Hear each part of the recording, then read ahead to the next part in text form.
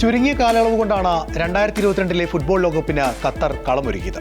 പരാതികളില്ലാത്ത പരിശീലനങ്ങളും മികച്ച നിലവാരം പുലർത്തിയ ടർഫുകളുമായി ഖത്തർ ലോകത്തിനെ വിസ്മയിപ്പിച്ചു. ആ സംഘാടക മികവിന് കായിക പ്രേമികൾ ഒന്നടങ്കം കൈയടിക്കുകയും ചെയ്തു. എന്നാൽ 2026 ഫിഫ ലോകകപ്പിന് ദിവസങ്ങൾ മാത്രം അവശേഷിക്കെ കാര്യങ്ങൾ അത്ര സുഖകരമല്ല എന്നാണ് റിപ്പോർട്ടുകൾ. അമേരിക്ക, കാനഡ, മെക്സിക്കോ എന്നിവിടങ്ങളിലായി നടക്കുന്ന ലോകകപ്പിന് ടർഫുകൾ തന്നെയാണ് പ്രധാന വെല്ലുവിളി.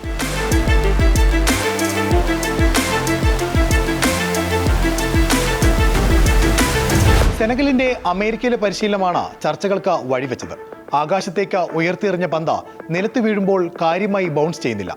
മാത്രമല്ല വളരെ വേഗം തന്നെ നിശ്ചലമാവുകയും ചെയ്യുന്നു. ഈ ദൃശ്യങ്ങൾ പ്രചരിച്ചതോടെ വിമർശനങ്ങളും ഉയർന്നു.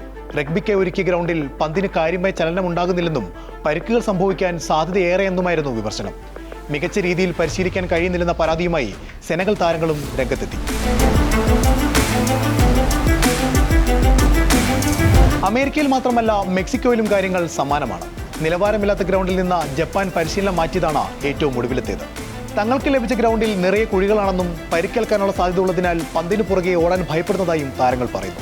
പന്തിന് പുറകെ ഓടാനും പൂർണ്ണ മനസ്സോടെ പരിശീലിക്കാനും കഴിയുന്നില്ല എന്ന് ചൂണ്ടിക്കാട്ടിയാണ് ജപ്പാൻ ഗ്രൗണ്ട് ഒഴിഞ്ഞത്. യൂറോപ്യൻ നിലവാരം ടർഫുകൾക്കില്ലെന്ന പരാതി വ്യാപകമാണ്. മറ്റ് കായിക മത്സരങ്ങൾക്ക് ഉപയോഗിച്ചിരുന്ന ഗ്രൗണ്ടുകൾ ഫുട്ബോളിനു വേണ്ടി ഒരുക്കിയെടുത്തതാണ്. ഇതിനാൽ തന്നെ ചെറിയൊരു വീഴ്ച പോലും വലിയ പരിക്കുകളിലേക്ക് നയിക്കുമെന്ന ഭയം ടീമുകൾക്കുണ്ട്. കാണികളുടെ പങ്കാളിത്തം സംബന്ധിച്ചും ആശങ്ക തുടരുകയാണ്. ഉയർന്ന ടിക്കറ്റ് നിരക്ക് മാത്രമല്ല ഇതിന് കാരണം. സൂപ്പർ സ്റ്റാറുകളില്ലാത്ത രാജ്യങ്ങളുടെ മത്സരത്തിന് അമേരിക്കയിൽ നിന്നടക്കം കാണികൾ ഉണ്ടാകുമോ എന്നാണ് ആശങ്ക. അമിതമായ ചിലവും കർശന വിസ നിയന്ത്രണങ്ങളും മൂലം സഞ്ചരിക്കുന്ന പല ആരാധക കൂട്ടങ്ങളും ലോകകപ്പ് യാത്ര ഉപേക്ഷിച്ച മട്ടാണ്.